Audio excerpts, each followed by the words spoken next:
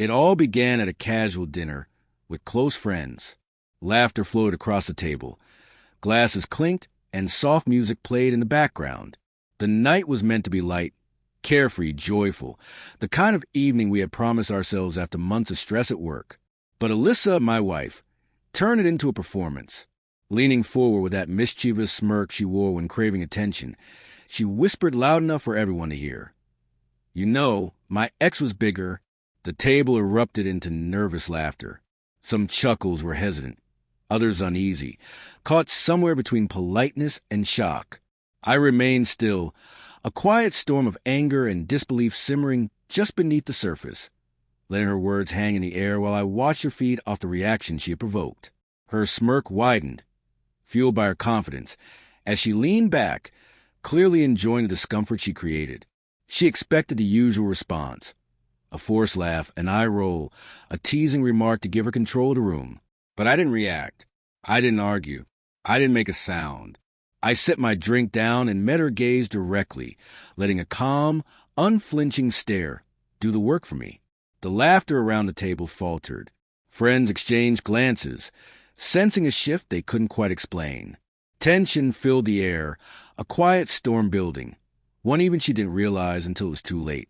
"I'm glad you mentioned that," I said finally, my voice low, deliberate, steady, slicing to the nervous whispers and the soft clinking of utensils, "because it really helps me understand just how little respect you've shown me lately." Each word landed with precision, a hammer strike of controlled authority, sinking into the room like thick fog. Alyssa froze mid-laugh. Her confident posture wavered for the first time all night.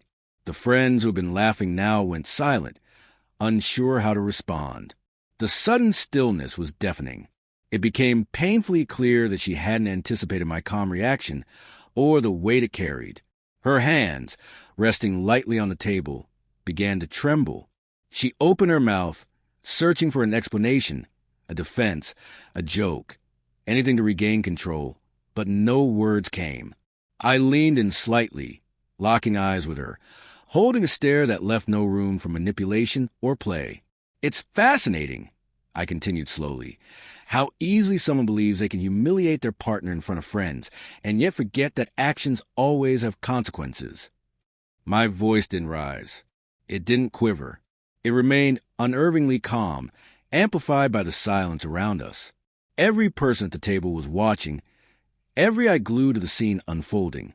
Alyssa's smirk vanished, replaced by a flicker of panic I had never seen.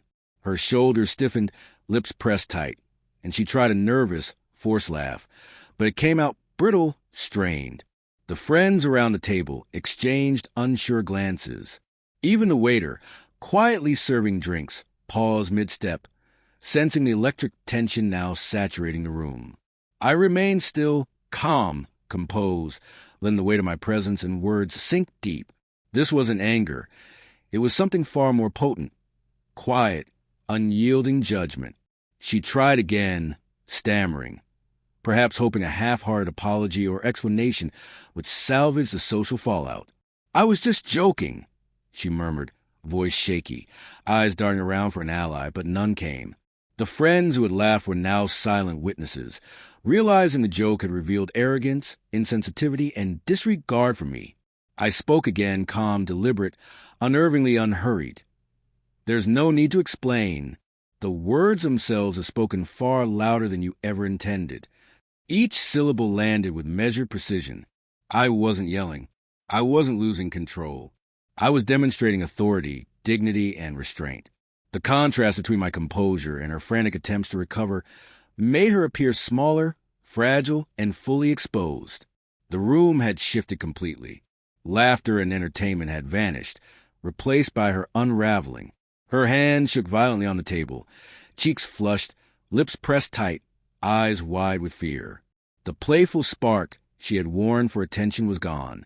She looked helpless, realizing she had crossed an invisible line, one that could never be uncrossed in front of this audience. Everyone at the table grasped the gravity of the moment. The laughter and cheer that had accompanied her joke evaporated, replaced by tense silence, the collective witnessing of her humiliation. Finally, I stood, slow and deliberate, giving her one final piercing look, calm, yet heavy with judgment and finality. She couldn't meet my gaze. She had no ally. She was utterly exposed.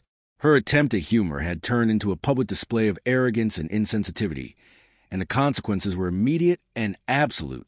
Her breaths came short and shallow. Her eyes filled with unshed tears as she realized she had lost control of the narrative. The room seemed to hold its breath, watching a confident, teasing woman reduced to panic and regret in mere moments. Without a word, I walked away. My steps were slow, deliberate, echoing softly in the stunned silence. Behind me, Alyssa called my name, voice breaking as she tried to apologize, to promise things she should have respected before humiliating me. But the room remained quiet, whispers and glances speaking louder than any words could. She stood frozen, hands shaking, humiliated, exposed, a cautionary example of arrogance undone by quiet, controlled strength. That night, she learned a lesson she would never forget. Underestimating calm, deliberate resolve carries consequences far louder than any joke ever could.